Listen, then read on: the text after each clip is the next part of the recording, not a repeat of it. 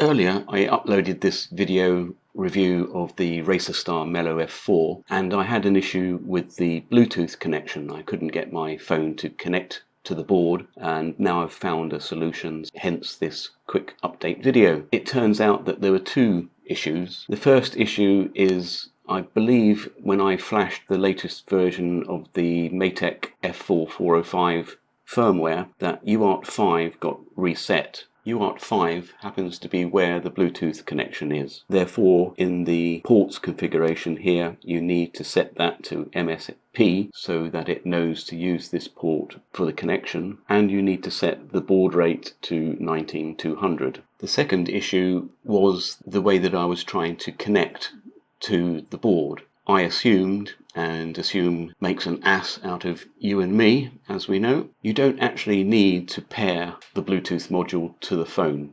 All that you need to do is to open the SpeedyBee app and click on your Bluetooth. We can see the identification here of the board.